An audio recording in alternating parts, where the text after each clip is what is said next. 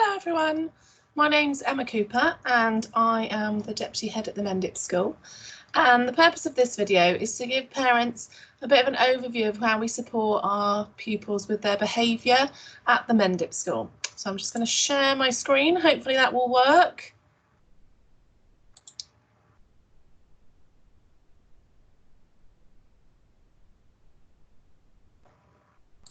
We're nearly there.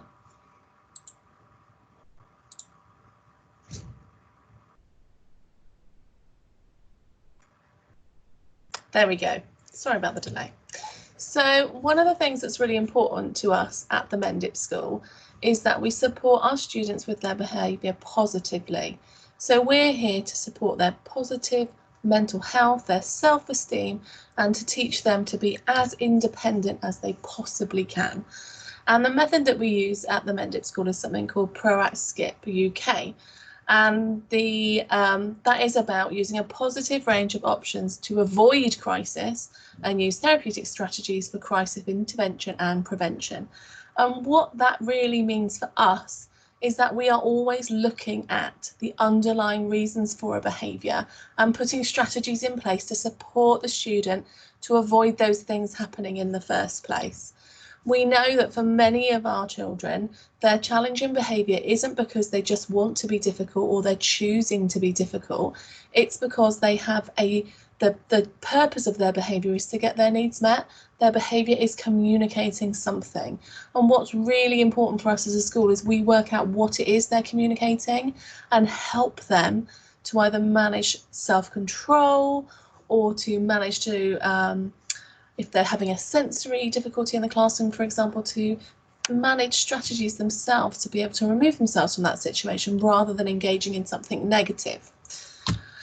So at the Mendip School, we know that all behaviour serves a function, and our role, as I said, is to establish what the function of that behaviour is. So when we're dealing with a tricky situation at the Mendip School, we'll be working in class teams to think about what might be going on for that student and think about how we can best support them to support that behaviour reducing, but also to help raise their self-esteem. So we know that all behaviour is purposeful. We need to look at the environment where it's occurring. It may be that that student is trying to communicate what they want or they have an unmet need, and because of their difficulties it may be difficult for them to talk to somebody about that. They might not even know themselves how they're feeling, and their behaviours are showing that something's not right for them. And also we know for many of our students that they have learned that certain behaviours get them certain results. For example, I can always think about a child who might swear in the middle of assembly in their mainstream school because they know full well that will get them out of assembly and they hate assembly.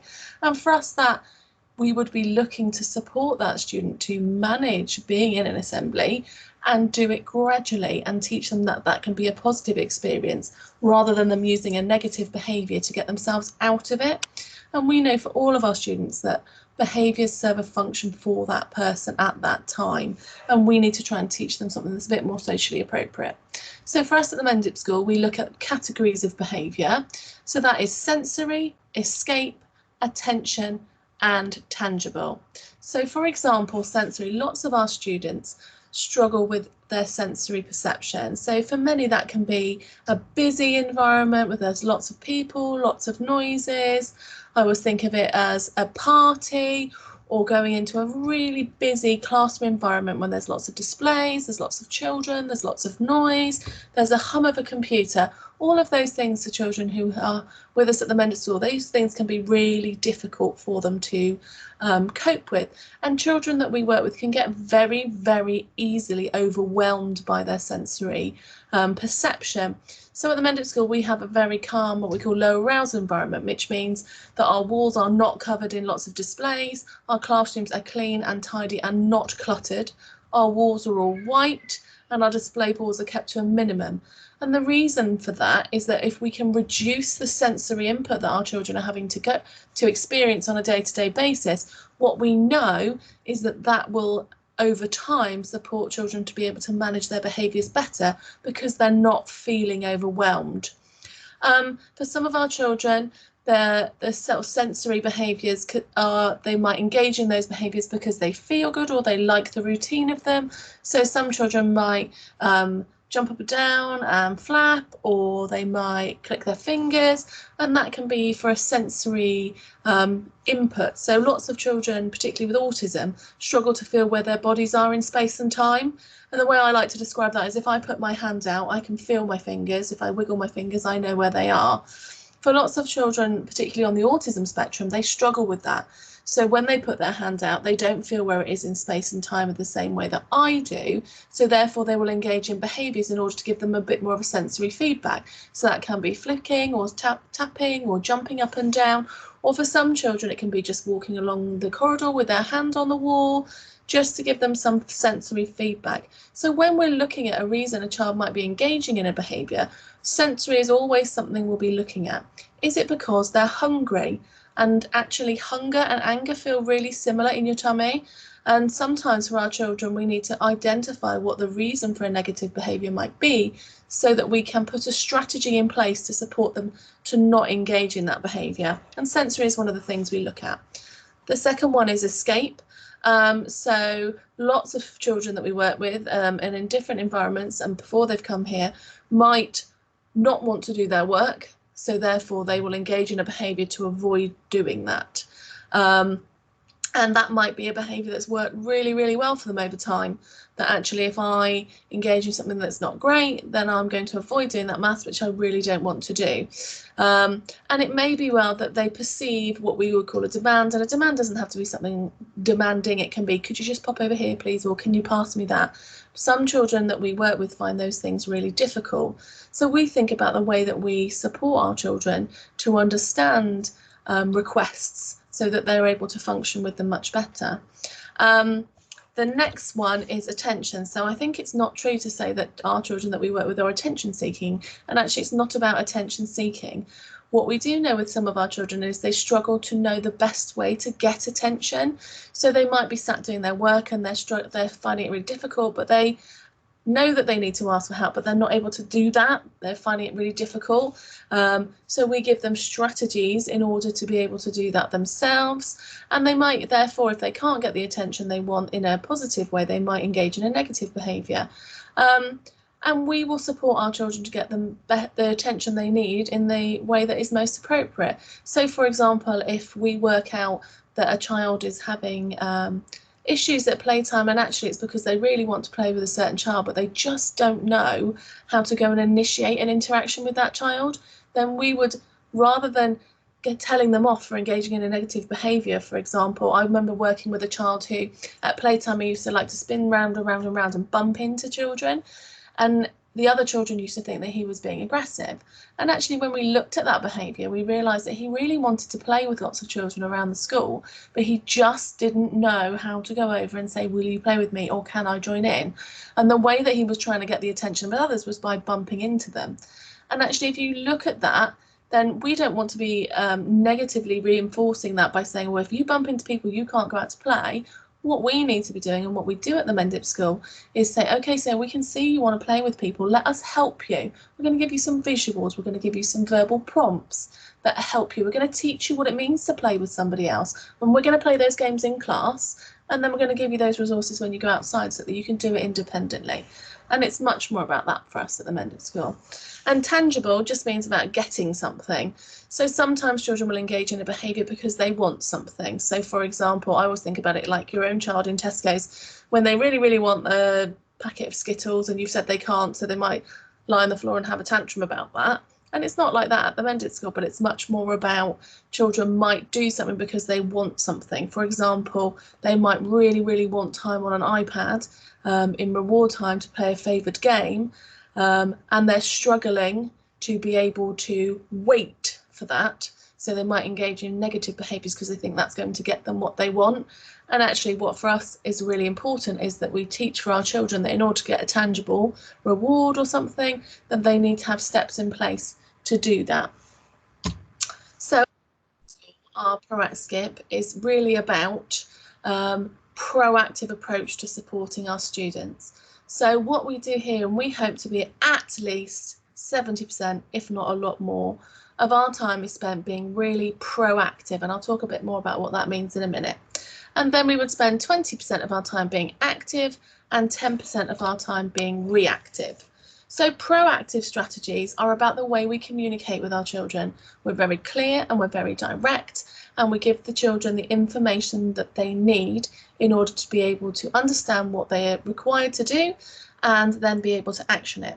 Environment is about what I said before about the sensory. So we have wide open corridors, quiet places for children to work.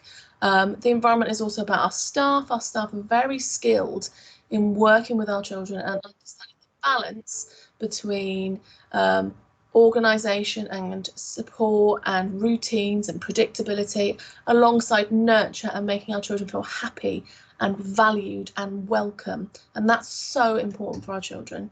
So substitute skills is something like, for a child, they might scream when they want your attention, and we're going to substitute that by teaching them to say, help me. And we're going to do that through visuals, through routines, to give them an appropriate substitute skill. For lots of our children, choice making is really important. So for many children we work with, if you ask them a direct question, what do you want for lunch? Lots of our children will hear the question, start to process it, and because they have longer processing time, that will take a bit longer than typically developing children, and then they might have forgotten what they were asked and they find that really difficult. So at the Mendip School we offer a lot of choice. Do you want fish fingers or pizza? And then they just need to make a choice. Do you want to go outside to calm down, or do you want to sit in the den? Rather than saying, what are you going to do? And that really works for our children. Opportunities for leisure. So we teach our children about how to occupy their own free time. We know that lots of the pupils that we work with struggle to manage their own time. So they might be really good when they're in routine, but when they've got free time, that's really difficult. So we'll be supporting them to do that. Access to the community. We are really passionate about life skills and about giving our children the best opportunities that is possible for all of them. So we do a lot within our communities and a lot to try and make learning experiences real life. So for example, if we're learning about money, we'll be doing that in Tesco's. If we're learning about, I'm trying to think of an example, nice places to go to walk, leisure time, then we'll be looking at maps, where we're going to go, and then we'll be looking at the routes. So we're going to make things very, very real. So we believe very much at the Mendip School that it's about structure, predictability and routine. So everything will have a structure, children will know what is happening next. That doesn't mean that our children become fixed on that, because actually it's important that we teach them about surprise, because surprising things do happen. We are a school, things change all the time. But what we know about is if we give our children that there's going to be a change, or we say, oh dear, there's a change, and we put that on the schedule, can really help them to cope. And we're all about independence at the Mendip School. It's because we're a safe environment and because everyone really understands our children, we can give our children those opportunities to be as independent as possible. And we're also going to be supporting their social skills and their interactions and their ability to just be calm. So active is about addressing their immediate needs. So it might be redirection. So you're not enjoying this learning activity that I'm giving you, so I'm going to recognise that and I'm not going to keep going on with it. I'm going to redirect you to something that I know you're going to engage with to avoid a crisis situation. Distraction works really well. If we can add some humour or go for a walk, that can be a really good way to reduce the potential for a challenging situation. There are times when we might offer something they really enjoy. If we know that they're having a really difficult day, that's not the day to teach them a new skill. That's the day to give them something that they enjoy, that is lower demand, so that we're avoiding those situations and they're learning to cope with those emotions. So we might adapt the environment. We might, if a child's really struggling, we might take the other children out for a while so that that child has a bit more quiet time. We might adapt our interaction. We might say, you know what, it's not working with me, I'm going to go and find another teacher. And we're really good at doing that at the Mendip School. And we find those teachable moments. And then reactive is about, I love this phrase, strategic capitulation. Basically means that's giving in. And sometimes giving in is okay if it means that you will avoid a massive crisis situation. We might do a stimulus change, we might move rooms, go outside. Evasion just means getting out the way. We might just leave them to be on their own for a while, because I think sometimes adults feel that they've got to fix a situation or control a situation. And what we recognise at the Mendip School is actually sometimes our children just need to be left alone for a bit. And that's okay. So we'll do that. Redirection again, we might adapt the environment, and we will be teaching our children calming techniques. So Proactive strategies can work within our physical setting, as in our classrooms, our social setting in terms of the children that they'll be around, the adults that they like. We think about the proactive activity strategies in terms of what we deliver to the children. So are they predictable, routine, structured, clear? And that really helps our children to be able to focus. Scheduling and predictability is really important. So I'll show you some photos of that in a minute. But across the school, we use consistent and reliable schedules appropriate for different age groups. So I think sometimes people think, all schedules are too babyish. But actually, for little children, that might be pictures and actual symbols. And as they get older, it might be diaries and writing a note. And the way I always describe that as is, if a young person, for example, needs a reminder, when I remember a parent saying to me, her son was 16, when he was getting ready in the mornings, he needed prompting in order to be able to get dressed and ready in the morning. So she used to say, I had to stand there and say, right, you need to have a shower. Then she'd say, oh, you need to have a shave. And then she'd say, you need to brush your teeth. And she was stood outside every step of the way, giving him verbal instructions of what he needed to do. And we talked through that, and I explained that maybe we could do it visually. So basically, he just had post-it notes in his bathroom, which gave him a structure of what he had to do. And that meant that that young person at 16 was completely independent in those tasks. And that's what's really important for us. We don't want our students to need an adult there prompting them to do things all the time. And that's what visual structure does. And we all need that. I need a diary, I need a calendar. We all have visual structures within our lives. And that's why visual information is so important for our students. And the way we communicate with them is really important as well. We treat our children with respect, and we understand that a lot of what they might be doing is for them communicating with us. And we think very much that a positive environment is both functional and supportive. So supportive is positive and encouraging and consistent and patient and all of those things. We want children here to be happy, and we know that if they are happy and they feel safe and secure, they will learn, and they will learn both academically and socially and in terms of their behaviour and in terms of their self-esteem, and that has to be our priority and is. But it's also functional, so it has meaning. For lots of our children say, well, what's the point? And we always need to give our children the point. What's the point of doing this money work? What's the point of doing that? And if we can give our children the point, it really helps them to learn. What children will find here with us is that we are very consistent. So they will get the same message from different staff across the school. It will be safe and dependable. It will also be flexible. Whilst we have structures and routines and predictability, they are also flexible to allow for individual needs. And we are organised and we are fun. And it's age appropriate and motivating, and motivation is really important for our children. We have reward time every day, and that really helps our children to focus on what they need to be doing in class. One of the reasons I think it's really important to look at this, so in lots of other schools that your children may have been to or you may have heard of, lots of schools will use what we would call a behaviour control method, and that's not what we do at the Mendip School.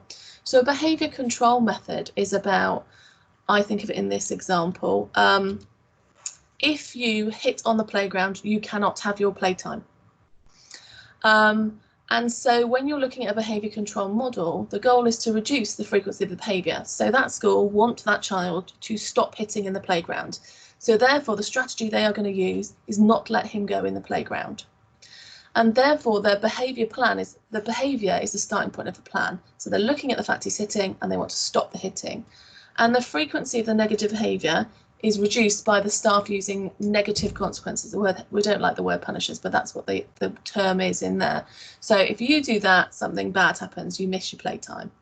And they're very reactive, and that is not what we do at the Mendip School and not what we want. But it's important that we discuss why we don't do that. So we're not looking for negative consequences to our children's behaviour at the Mendip School. So we don't want that because it gives our children a negative self-image. They can become very disliking of various staff if they're always the one that are enforcing that negative circumstance. It can lead them to avoid it. So lots of children will then decide not to go out to play because that's where they know the punishment is going to occur. We know that that can lead to depression, and it relies on external rather than internal control of behaviour. And this is absolutely key for us, and why we do not use a behaviour control method is, in order to not hit, I need Mrs. Bloggs to be stood beside me making sure I'm not hitting, rather than teaching them not to hit. And that's really important for us. And frustration then can result in displaced aggression. For example, if they are not allowed to go outside at playtime because they are hitting, they're going to be so pent up with energy that that could be displaced in another environment. What we do at the Mendip School is behaviour support. So our goal is to meet their needs and give them the skills they need so that those negative behaviours do not occur. And the function of the behaviour is always the starting point of the plan. So in that environment, we're going to be thinking about, well, why is that child hitting in the playground? What is the function of that behaviour? Why are they doing it? Are they doing it because they want to make friends? Are they doing it because there's a tension between those two children? Do they actually really like each other but don't know how to interact with one another? And that's going to be the starting point for us. And we are going to look at that behaviour and help them to not do it and then use a socially acceptable replacement. So in that example, we've recognised for that the child is hitting at playtime because he really, really wants to play football and he doesn't know how to play football, so he's running over, stealing the football and hitting. So what we're going to do is we're going to give him football lessons one-to-one with his favourite adult. We're going to teach football skills within the classroom. We're going to set rules, so it's going to be that every child is in charge of the ball once over the week, and they're the person that chooses where they're going to play and what the rules are. So we're going to put strategies in place to avoid that behaviour occurring and give them a socially appropriate way of playing. And we are always going to be using what we call natural consequences. So in the example I said earlier, you hit in the playground, so therefore you can't go in the playground. The fact that he's hit doesn't relate to the consequence. The fact that you've hit so you don't go outside, they're kind of not linked. We try to use a natural consequence, and the way I describe that is, if you throw a pelt of pencils across the room, the consequence to that is you're going to have to pick up all of those pencils and stay until you've picked all those pencils. If that means you've missed some of your playtime, well, that's the natural consequence of you throwing them. You need to go and pick them up, and that's your job. If you've decided, because you're very cross, that you're going to draw over the wall, then you're going to need to work with the sight team to paint that wall, because that consequence relates directly to the behaviour. And wherever possible at the Mendip School, that's what we like to do, because it's meaningful, and it has to be that when you're supporting children to learn new skills. And we are primarily proactive in every way to focus on needs. And focus on putting strategies in place and helping children to learn for themselves before a negative behaviour occurs. So just to reiterate, we do not at the Mendip School use a behaviour control method. We are all about behaviour support and teaching children to manage their behaviours themselves through the use of natural consequence. So here's just some example of some of the visuals we might use: reward systems, schedules. Even for those children that really struggle, we can use real life schedules, or we can be using things differently as they get older. And schedules and predictability really can be adapted. One of the things we do really well at the Mendip School also is we avoid escalation. So one of the things that we really try not to do is planting suggestions of what they think misbehaviour. So that is, just a simple example is, we would never say, don't run, when a child's running up the corridor. We'd be saying, walking feet, because we're planting the suggestion of what we want them to do, not what we don't want them to do. Because for many children, particularly on the autism spectrum, they will hear the word run, if you're saying don't run, and they will run faster. So we want to get the word walking feet, so they hear the word walk. And lots of children don't understand the negative either, so don't saying don't run, they're just going to hear don't run. We don't like to threaten the consequence of a behaviour. So if you do that, you will miss your playtime. It's something that we don't want to do at the Mendip School. We'll be saying something much more positive, because we know that for some of our children, they'll just go, okay, that's fine. And that's not going to get you anywhere. We're going to be saying your choices are, you can go out to play and enjoy being with your friends and make great choices, or you can do something else, so that we can support our children to make the right choice.